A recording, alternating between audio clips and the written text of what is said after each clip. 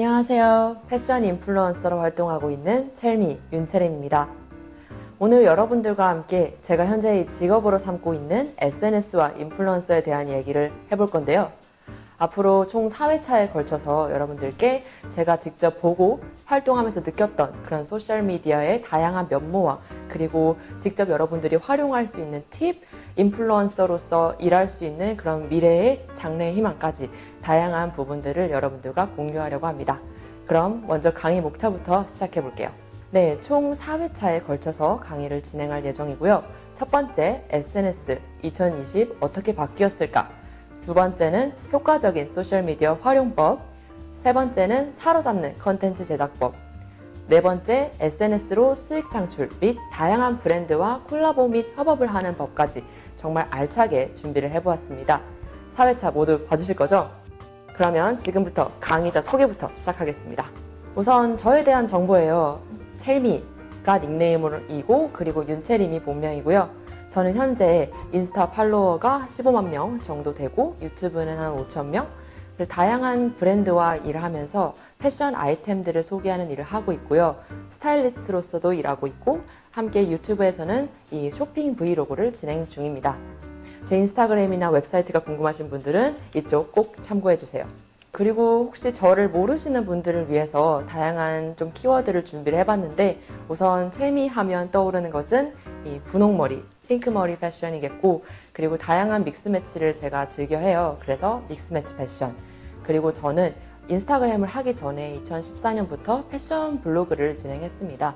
블로그를 한 3, 4년간 진행했었고 그 다음에 이제 인스타그램으로 넘어와서 총 한 5년치의 경력을 갖고 있습니다.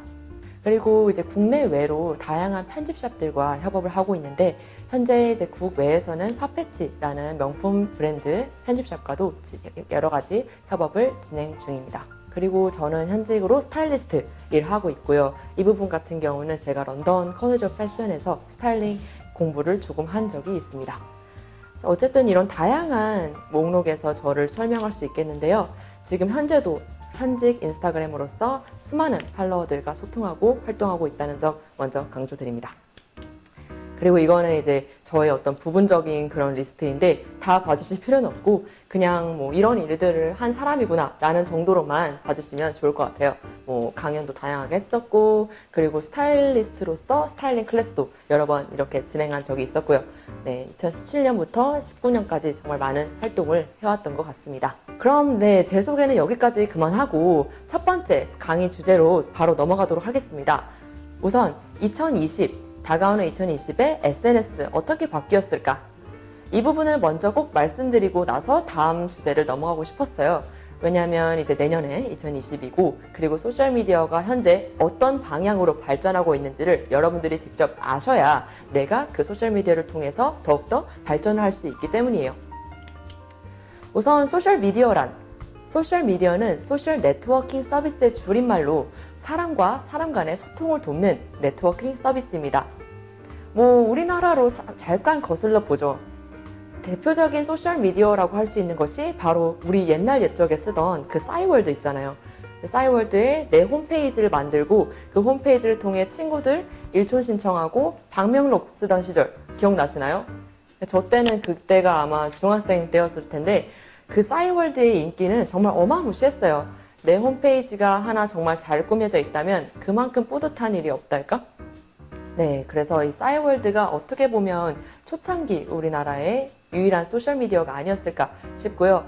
뭐 티스토리, 뭐 버디버디 같은 부분은 좀 채팅 기능이 강화됐죠. 그 다음에 이제 우리나라에서는 네이버 블로그가 좀 우세가 됐었어요. 지금보다 한 3년 전, 2년 전만 해도 이 네이버 파워블로거의 그런 힘이 막강했어요. 내가 만약 네이버 파워블로거다 하면 어디 가서 내가 명함을 내밀어도 손색이 없을 정도로 정말 힘이 있었거든요. 하지만 현재는 지금 페이스북 그리고 인스타그램의 영향으로 물론 네이버 블로그도 여전히 진행을 되고 있긴 하지만 과거보다는 조금 그 영광을 누리지 못하고 있다는 점. 그리고 페이스북 다음에 나타난 인스타그램. 네, 요즘은 정말 인스타그램 안 하고 있는 사람이 없을 정도죠. 네, 인싸라면 누구나 인스타 감성을 알아야 되고 또 관련돼서 해시태그도 알아야 되고 하는 세상이다 보니 여러분들도 역시나 이 인스타그램이라는 것을 한 번쯤 경험해 보셨을 겁니다. 그리고 지금 현재 2020으로 다가오는 지금은 바로 영상 미디어가 대표적인 미디어로 떠오르고 있습니다.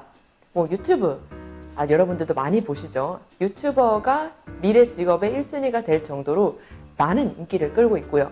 또한 이제 그런 영상을 활용해서 만들어진 플랫폼인 어플리케이션이죠. 틱톡. 네, 이 부분도 여러분들이 들어보셨을 거라 생각되는데 이 틱톡 역시 중국뿐만이 아니라 아시아 그리고 유럽까지 매우 많은 영역에서 효과를 보고 있다고 해요. 그리고 또 특히 그 짧은 영상에서 주는 그런 즐거움이 많은 사람들한테 재미를 주고 있다고 합니다. 우선 소셜미디어의 장단점 먼저 보실게요. 이 부분은 여러분들도 아셔야 될 것 같아서 준비를 해봤습니다. 우선 브랜드가 느낄 수 있는 소셜미디어의 장점, 바로 고객과 바로바로 1대1 소통이 가능하죠. 과거 같았으면 사실은 뭐 핸드폰, 뭐 전화 이런 걸로만 가능했던 그런 CS가 소셜미디어가 생기고 나서부터 고객은 자신이 궁금한 점을 즉각적으로 물어볼 수 있고 그리고 소셜미디어를 통해 브랜드는 오히려 그에 대한 대응을 바로바로 해줄 수 있습니다. 이런 즉각적인 대응은 이제 온라인 쇼핑이 늘어나면 늘어날수록 특히 패션 브랜드에서 정말 많은 효과를 갖고 있는데요. 이 즉각적인 대응이 어떻게 보면 이 소셜미디어가 가져오는 브랜드의 가장 큰 장점이 아닐까 싶어요. 그리고 뭐 월드와이드? 네, 요즘 같은 경우는 이 소셜미디어가 글로벌하기 때문에 내가 한국에서 브랜드를 할지언정 소비자는 해외에서 올 수 있다는 거죠.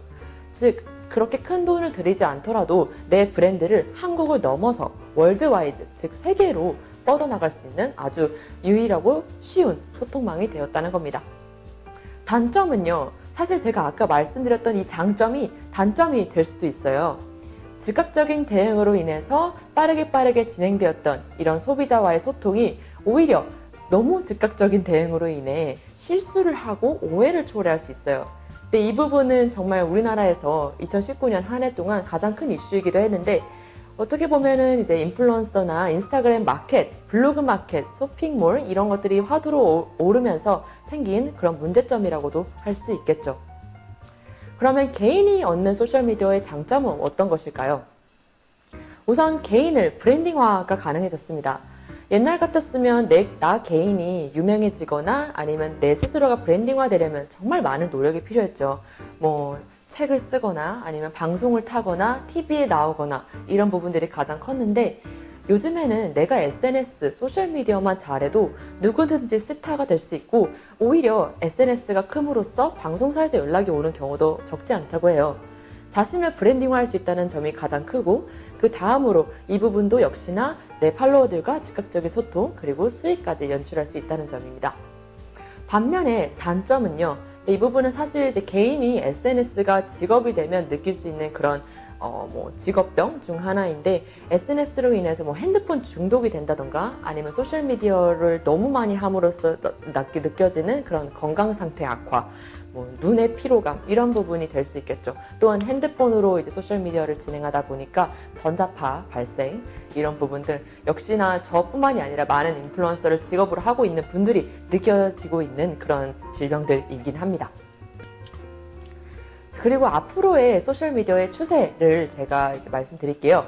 우선 1인 미디어의 시대가 도래했다고 작년부터 이야기가 많이 되고 있는데 영상 미디어가 계속해서 성장할 계획 같고요. 인스타그램은 사실 조금 과부하 같아요.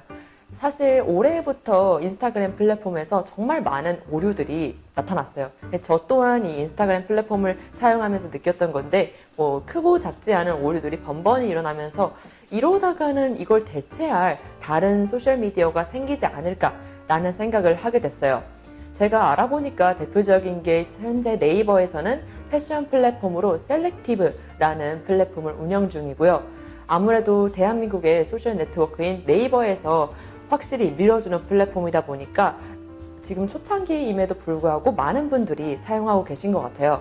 자신의 데일리룩을 올리는 플랫폼인 셀렉티브 또는 이제 삼성 패션에서 현재 스물이라고 20대 타겟팅을 목적으로 한 그런 플랫폼을 역시나 만들었는데요. 스타일 쉐어 같은 개념이라고 보시면 되겠습니다. 이런 두 어플뿐만이 아니라 지금 현재 국내외로 다양한 인스타그램을 넘기 위한 다양한 플랫폼들이 개발 중이라는 거 여러분들도 참고해 주시면 좋을 것 같아요. 또한 인스타그램이 최근에 발표한 것 중에 인플루언서 및 브랜드에 가장 큰 영향을 미칠 것 같은 중요한 정보가 있는데요. 물론 하시는 분들이라면 이미 아셨겠지만 좋아요 숫자를 인스타그램에서 숨겼다고 합니다. 현재는 지금 테스트 단계로 몇몇 계정들만 진행 중이긴 한데 지금 곧 전파될 거라고 하네요. 보시다시피 이 사진 속에서 이렇게 좋아요 숫자가 여러 명 또는 수천 명, 수만 명으로 뜨기 때문에 정확한 숫자가 안 보인다는 점 좀 특이하죠. 근데 이렇게 된 이유는 인스타그램 측 공식 입장을 들어보면 아무래도 이제 좋아요 숫자나 이런 반응에 너무 신경을 쓰다 보니까 제대로 크리에이티브된 그런 컨텐츠가 발행되지 않는 것들을 문제로 삼아서 이렇게 숫자적인 부분을 숨겼다고 하는데 어떻게 보면 이것은 이제 인스타그램 측면에서 인게이지먼트를 떨어뜨려서 도달률이 전체적으로 낮아지고 그로 인해서 광고 집행을 원하는 것이 아닐까라는 추측도 이제 개인적으로 해봅니다. 무튼 여기까지 여러분들과 함께 소셜미디어의 정의 그리고 장단점, 앞으로의 추세에 대해서 알아봤어요. 그럼 바로 두 번째 강의 안으로 넘어가 보도록 하겠습니다.